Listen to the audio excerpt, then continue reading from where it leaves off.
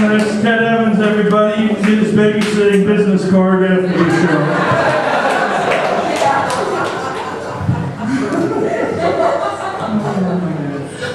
Ladies and gentlemen, next time coming to the stage, formerly from Rochester, Minnesota, now a resident of North Minneapolis. How about a hand to my buddy Stephen Tovar?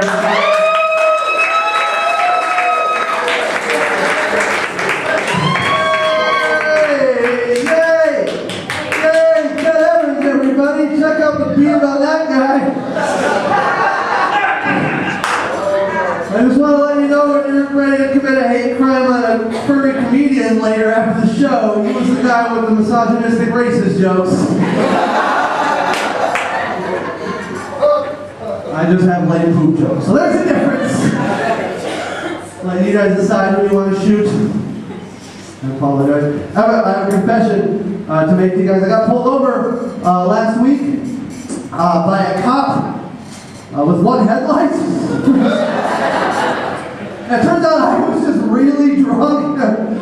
He was on a motorcycle. I didn't even know what to tell him, and he came up to my window. He's like, you know, I pulled you over. I'm sitting in my car with one hand over my eye, right? Like,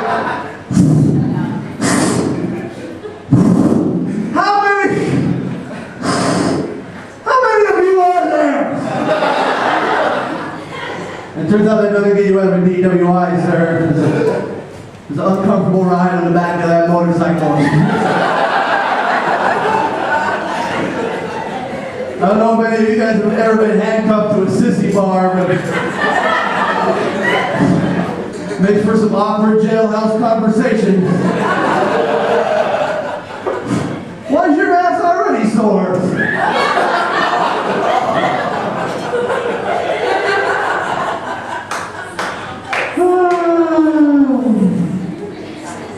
Some of you guys know this, some of you guys don't. Last year, I moved from here in Rochester, Minnesota, to a little place in Minneapolis called North Minneapolis. And apparently I forgot what my credit score was that day, which by the way is an awkward conversation in a Sears to have with a guy when you're just trying to finance a lawnmower. He comes back and he says, you gotta go. And I'm like, you mean like the store? Think bigger. I was really nervous about moving to North Minneapolis. Look, I was moving, living in Rochester for 11 years. I was afraid that people in my neighborhood wouldn't get me, that I wouldn't get along there. You guys know, Rochester's world famous for its hospitals and doctors and stuff, right? North Minneapolis is famous for two things: gunshot victims and summertime tornadoes, right? That's it, man. I was nervous as hell about moving there until the second week that I lived there. And the only other white guy that lived in my neighborhood called the cops on me. I can only imagine the phone call that he made to the 911 operator. He's like, hello, yes?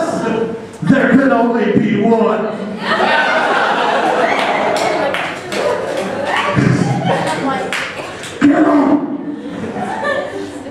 I was working on a friend's car in my garage when he called the cops on me, which is the weirdest thing ever, right? Well, by the way, my friend, I was working on his car, he looked like Opie from the Andy Griffith Show, got dropped off in the middle of North Minneapolis, right? One of these things does not belong. The cop comes pulling up in my driveway, and my friend comes walking up to the officer, he's like, howdy, officer! I'm like, you can't say that where I live! You're gonna get me shot. Head down, mouth shut. And the cop goes, yeah, I got a call about someone running an illegal mechanic shop out of this alley. And at the time I started to get really nervous because I was actually running an illegal mechanic shop. I started making excuses. I'm like, I just want to let you know right now, there's a friend, we're just trading work, he's a comedian, and the cop looks at me and he goes, I just want to let you know right now, I don't really care. I just have to come out because I had the call, have a nice day, and he drives off. I looked at my friend, and I was like, is it really that awesome to be white in North Minneapolis?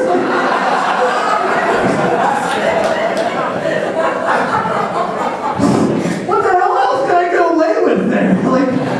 One day I'm cooking up a big batch of meth and accidentally just blow the whole thing sky high, and the cop comes rolling up, and I'm like, my hair's all burnt and my front tooth's missing. I already got half that shit done, guys.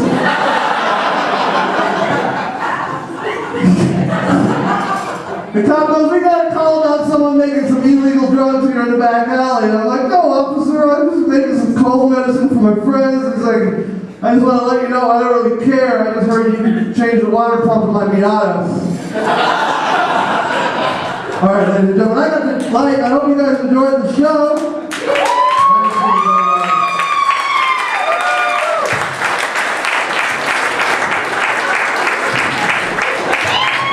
That's Stephen Tovar, ladies and gentlemen. Yeah. If you thought it was funny now, you should see him before the Amish down in Lanesboro. They love it.